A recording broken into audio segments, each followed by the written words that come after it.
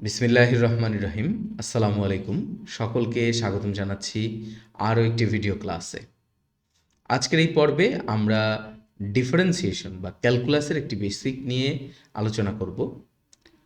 তো আমরা গত সপ্তাহে একটি পোল ক্রিয়েট করেছিলাম আমাদের ইউটিউব চ্যানেলে। সেখানে আমরা জানতে চেয়েছিলাম যে আমাদের ভিউয়াররা কোন টপিক্সের উপরে ভিডিও দেখতে চান বা কোন টপিক্সের উপরে ভিডিও দিলে তাদের জন্য উপকার হবে।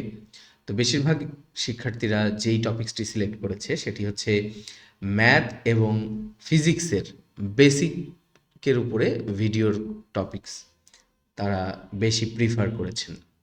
তো সেজন্য আমরা ম্যাথ এবং ফিজিক্সের বেসিক টপিকসগুলোকে ছোট ছোট ভিডিও আকারে আমাদের একটি নতুন প্লেলিস্ট তৈরি করব চিন্তা করেছি। সেই চিন্তা থেকেই আজকের এই ভিডিওটি শুরু করা হচ্ছে। আজকের এই ভিডিও থেকে আমরা প্রত্যেক সপ্তাহে কমপক্ষে 3টি এই ধরনের বেসিক টপিক্সের উপরে ভিডিও তৈরি করব, যেগুলো খুবই ছোট ভিডিও হবে, যেখানে বেসিক কিছু বিষয়ে খুব ক্লিয়ার কনসেপ্ট দেওয়ার চেষ্টা করব আমরা। তো আজকে আমরা যেটা নিয়ে আলোচনা করব সেটা হচ্ছে ক্যালকুলাসের একটা খুব পরিচিত সূত্র। X to the power n কে ডিফারেন্সিয়েশন করলে আমরা জানি d d x of x to the power n হয় n x to the power n minus one. এই ফর্মুলাটা যদি আমরা অ্যাপ্লাই করি তাহলে আমরা ডিডিএক্স অফ এক্স স্কোয়ার পাই 2x। তো এইটা কেন হয় এটা আমরা প্রায় সবাই যারা ডিফারেন্সিয়েশন একটু একটু করতে পারি তারা কিন্তু এটা সবাই পারি, কিন্তু এটাকে একটু ভিজুয়ালাইজ করা বা ফিল করা জরুরি। এই জন্য আমরা আমাদের এই ভিডিওটাতে এটা এই ডিডিএক্স অফ এক্স স্কোয়ার কেন 2x হয় সেটাকে ফিল করার চেষ্টা করব।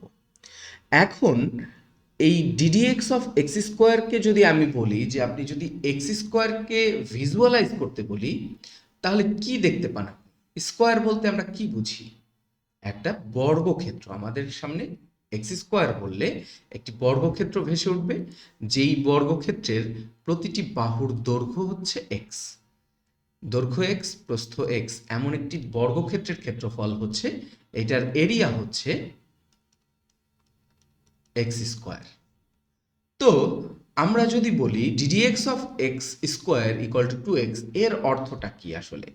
বলা হচ্ছে, আমরা এর আগে আমার একটি ডিফারেন্সিয়েশনের উপর বেসিক ভিডিও আছে, ভিডিও ক্লাস আছে, যারা দেখেননি তারা আই বাটনে ক্লিক করে বা আমাদের ডেসক্রিপশনে ক্লিক করে ভিডিওটি দেখে নিতে পারেন।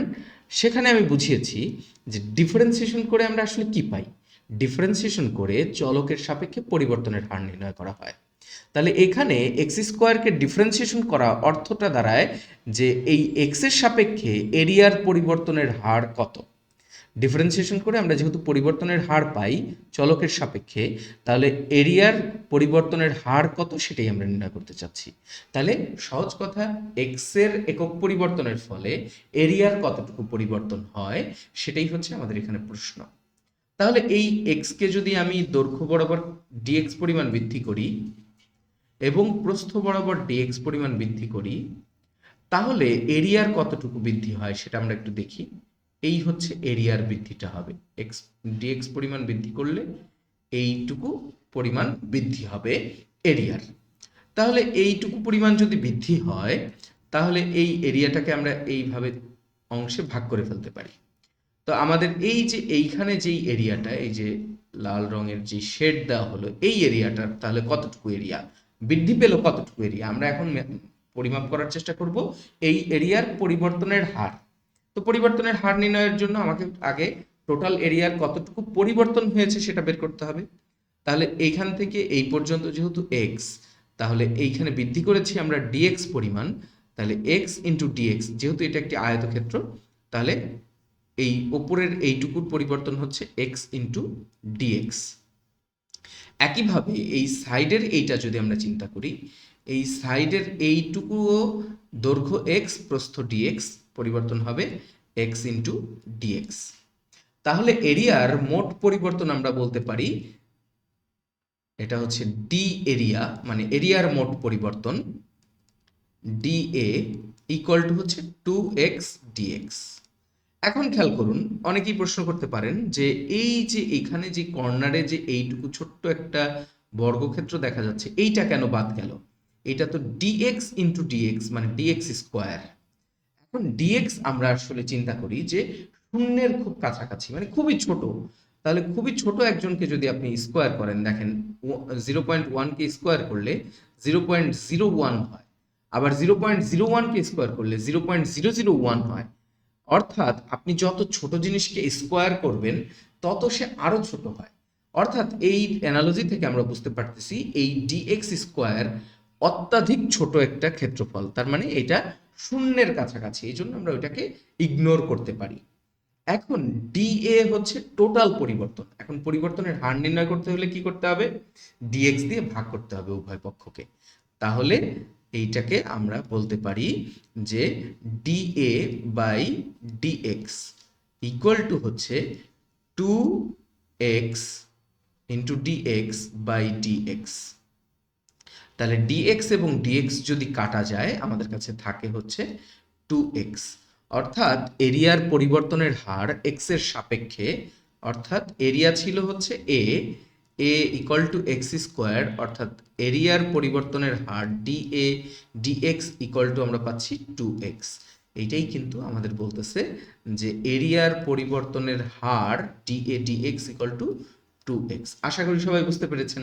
এখন আরও একটু ভেঙে যদি আমরা একেবারে ঐকিক নিয়মে যদি চিন্তা করি, আমরা বলতে পারি এক্স এর একক পরিবর্তনের ফলে এরিয়ার কতটুকু পরিবর্তন হয়েছে, এটাই কিন্তু এরিয়ার পরিবর্তনের হার এক্স এর সাপেক্ষে।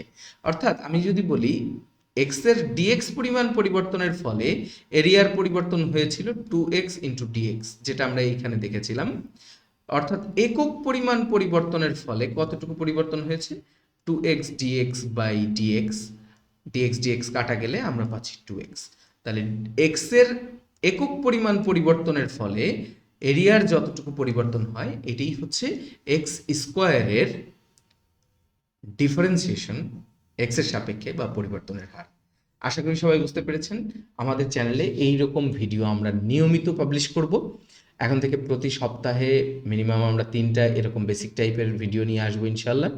সেই ভিডিওগুলো দেখার জন্য অবশ্যই আমাদের চ্যানেলকে সাবস্ক্রাইব করে চ্যানেলের সঙ্গেই থাকবেন, এবং আপনার যারা পরিচিত আপনার ফ্রেন্ডদের সাথে এই চ্যানেলটিকে শেয়ার করে এই চ্যানেলের গ্রোথে কন্ট্রিবিউশন রাখার জন্য এবং আমাদের চ্যানেলের সঙ্গে থাকার জন্য বলে আজকের মতো এখানেই বিদায় নিচ্ছি। সবাই ভালো থাকবেন। আল্লাহ হাফেজ।